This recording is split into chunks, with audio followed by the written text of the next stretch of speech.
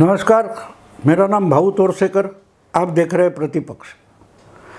दोस्तों, महाराष्ट्र में जो राजनीति चल रही थी वो सब मामला यानी विधायकों को जो एकनाथ शिंदे के साथ थे उनमें से 16 विधायकों को क्वालिफाई या डिस्क्वालीफाई करने का जो मामला था वो विधानसभा के अध्यक्ष राहुल नार्वेकर के सामने आया था। बहुत देर से 8 महीने चल रहा था, उसका नतीजा सामने आ गया है। इसके बाद सबसे अगर डरा हुआ कोई इंसान होगा तो उसको शरद पवार इस नाम से जाना जाता है, क्योंकि जिस आधार पर राहुल नार्वेकर ने एकनाथ शिंदे और उद्धव ठाकरे के मामले में अपना डिसीजन दिया है, उसी आधार पर शरद पवार की जो पार्टी टूटी है उस पर भी डिसीजन आएगा। ये अब सब लोग जान गए, खुद शरद पवार भी जान गए। शायद पहले दिन से शरद पवार को मालूम था कि अब बात हाथ से निकल चुकी है, अब इस पर कुछ कर नहीं पाते, क्योंकि उनके ही भतीजे ने 40 विधायक लेकर पवार का नेतृत्व नकारते हुए बीजेपी के साथ हाथ मिलाया था। वो मिनिस्ट्री में शामिल हो गए थे, उप मुख्यमंत्री बन गए थे। तो उसी दिन पवार साहब ने मान लिया था कि बस ये लड़ाई तो मैं हार गया, और इसलिए उन्होंने जब ये खबर आई कि अजीत दादा बीजेपी और एकनाथ शिंदे के साथ चले गए और उन्होंने 9 मंत्रियों के साथ उप मुख्यमंत्री पद मान लिया है, उसकी शपथ ले लिए, तब शरद पवार ने पहली रिएक्शन जो दी थी वो क्या थी? उन्होंने बोला था जो हुआ सो हुआ, मैं तो कोर्टबाजी करने वाला नहीं हूँ, कोर्ट कचहरी बिल्कुल जाऊँगा नहीं। ये 3 जुलाई 2023 को शरद पवार ने पूना में पत्रकारों के सामने डिक्लेयर कर दिया था। लेकिन मामला वहाँ ख़त्म नहीं होता था। आप मानो या ना मानो, आप जब पब्लिक लाइफ में होते हो, किसी संस्था में होते हो, अगर उस संस्था में डिस्प्यूट पैदा हो जाता है, विवाद पैदा हो जाता है, तो मामला कोर्ट में पंचों के सामने जाने ही वाला है। तो मैं नहीं जाऊंगा उससे मतलब नहीं था। अगर नहीं जाऊंगा ये बोलना था तो एक सीधा एफिडेविट भेज देना कि ये ठीक है, वो लेके गए तो उनको दे दो, नहीं चाहिए मुझे पार्टी। ये पवार बोल सकते थे, लेकिन पवार साहब ने वो नहीं किया। उन्होंने जो बची कुची पार्टी है वो कैसे बचाए इसके पीछे दौड़ते रहे और पब्लिकली बोलते रहे कि मैं कोर्ट वगैरह में नहीं जाऊंगा। लेकिन मामला तो कोर्ट पहुंच गया, मामला चुनाव आयोग के पास पहुंच गया, और मामला विधानसभा के अध्यक्ष के पास भी पहुंच गया, जिसका डिसीजन 31 जनवरी को आने वाला है, जिसके लिए सुप्रीम कोर्ट ने विधानसभा के अध्यक्ष राहुल नार्वेकर को स्पेसिफिकली ऑर्डर दे दिया है कि आपको एनसीपी का जो मामला है उस पर भी 31 जनवरी से पहले सुनवाई करके उसका भी रिजल्ट देना चाहिए, नतीजा डिसीजन देना चाहिए। अब नतीजा क्या आएगा ये अलग से बताने की ज़रूरत नहीं, क्योंकि जिस ढंग से उद्धव ठाकरे की ओरिजिनल शिवसेना टूटी थी और उनके हाथ से निकल गई थी, बिल्कुल उसी शैली में, उसी स्टाइल में, उसी तरीके से अगर एनसीपी में टूट और फूट हुई है तो नतीजा अलग नहीं हो सकता।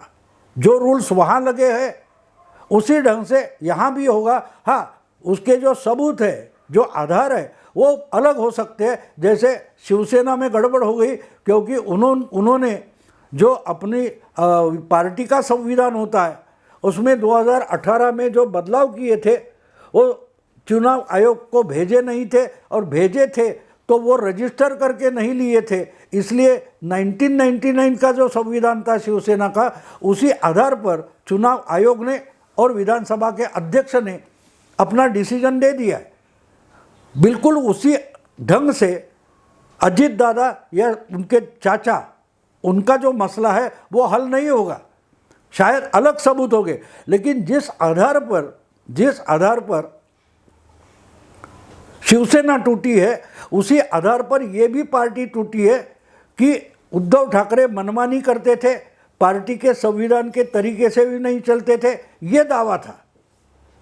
और वही आरोप जब चुनाव आयोग में अजीत दादा के मामले में सुनवाई हो रही थी तो अजीत दादा के वकील ने वही बात दोहराई कि शरद पवार पार्टी चलाने में मनमानी करते थे।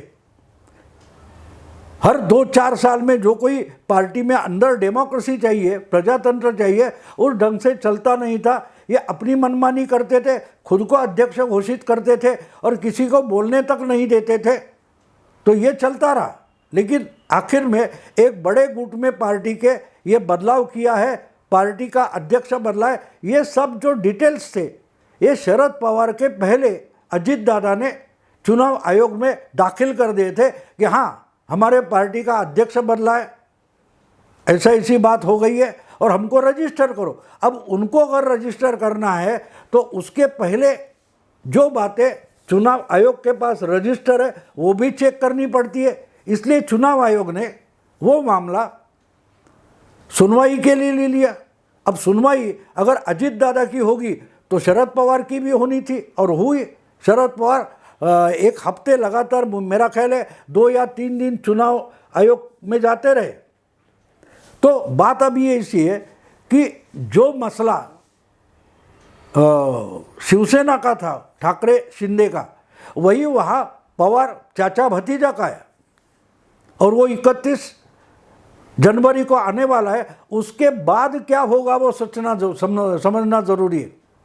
समझो 31 जनवरी को इसी ढंग से, इसी तरीके से नार्वेकर का डिसीजन एनसीपी के बारे में आता है तो एक बात साफ है, उद्धव ठाकरे के पास कम से कम उद्धव बाला साहब ठाकरे शिवसेना नाम की एक टेम्पररी पार्टी उपलब्ध है, लेकिन शरद पवार के पास कौन सी पार्टी है?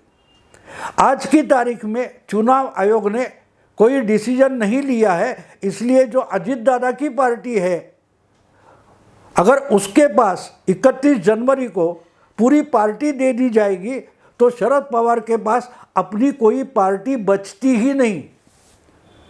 जो पार्टी चुनाव आयोग के पास रजिस्टर्ड की हुई है उसको रिकॉग्निशन, मान्यता हो या ना हो, लेकिन कम से कम एक पार्टी रजिस्टर की गई है, उस पर दावा अजीत दादा ने ठोक दिया है।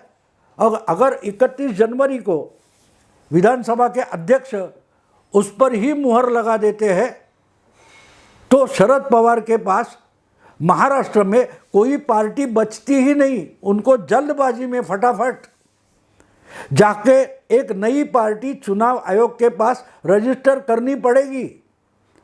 अगर मेरी याद ठीक है तो जब फरवरी में, शायद फरवरी में चुनाव आयोग ने एकनाथ शिंदे को पूरी शिवसेना दे दी थी, धनुष्य बाण चुनाव चिन्ह दिया था, तो उद्धव ठाकरे बहुत भड़के थे। उस वक्त खुद शरद पवार बोले थे भूल जाओ, नई पार्टी रजिस्टर करो, नया सिंबल ले लो और पार्टी बनाना शुरू कर दो। आज वही हालत शरद पवार की हो जाने वाली है, क्योंकि लोकसभा के चुनाव सर पर आकर खड़े हैं। बहुत देर नहीं है, मैं बोल रहा हूँ तो 12 जनवरी है, बिल्कुल 50-60 दिन में चुनाव की आचार संहिता घोषित होगी, लोकसभा चुनाव का प्रोग्राम घोषित होगा और उसके बाद हर पार्टी के कैंडिडेट को पर्चे भरने हैं। तो इस बीच में अगर ये समझो 15-20 दिन के बाद अगर शरद पवार के खिलाफ भतीजे के साइड से ये रिजल्ट आ जाता है विधानसभा अध्यक्ष का, तो शरद पवार के पास चुनाव लड़ने के लिए कोई पार्टी का नाम या सिंबल तक बचता नहीं। इनकी पार्टी का घड़ी सिंबल है।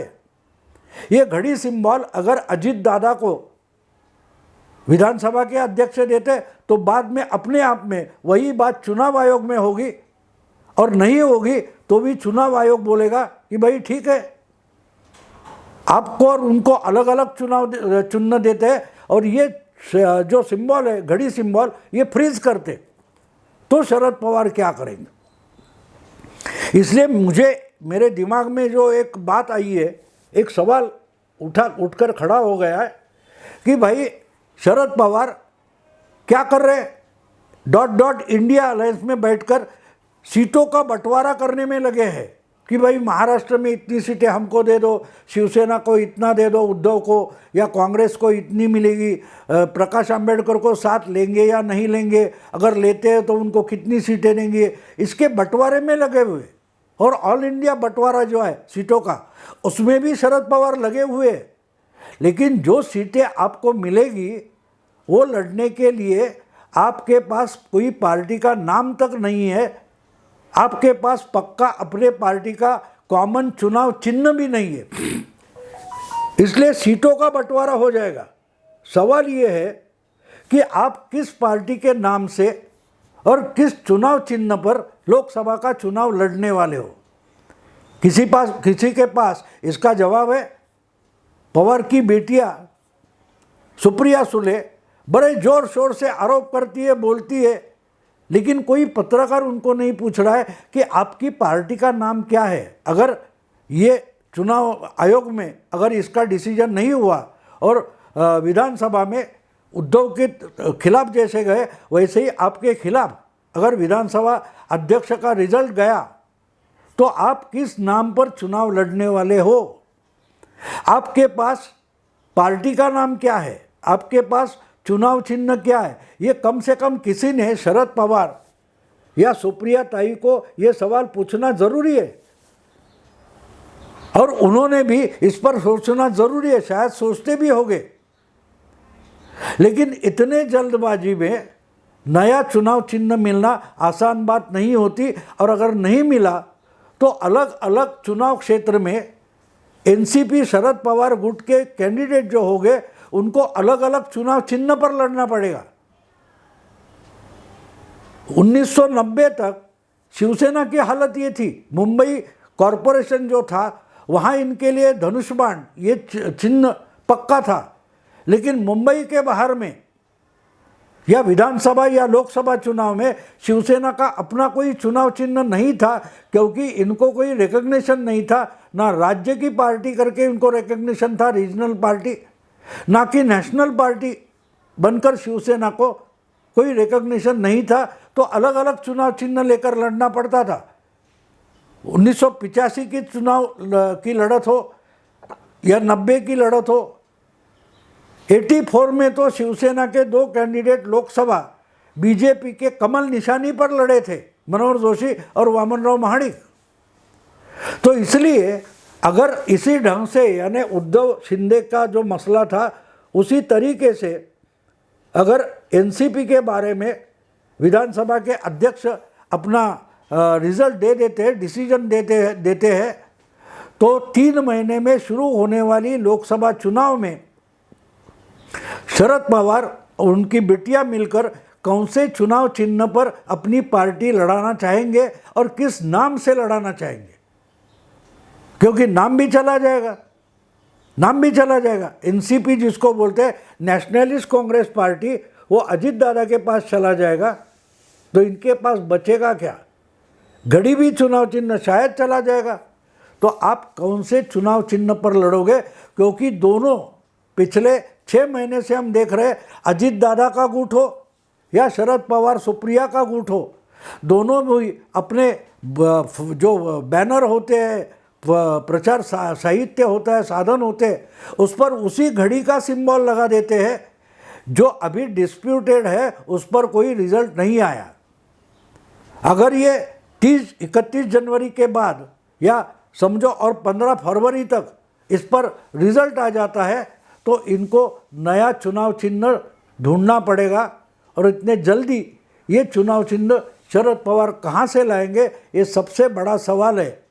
और मुझे विश्वास है कि खुद शरद पवार भी इस चिंता में होंगे कि अरे चुनाव को तो सामने जा रहा हूँ, सीट के बंटवारे के लिए इंडिया अलायंस में कांग्रेस के साथ झगड़ रहा हूँ, मांग रहा हूँ सीटें, लेकिन वो सीटें मिल गई, जो कुछ 10-12 मिल जाएगी इंडिया अलायंस में, उस अलायंस में मिली हुई सीटें जो है वो कौन से चुनाव चिन्ह पर लड़ेंगे, इसकी भ्रांत जरूर शरद पवार को सताती होगी।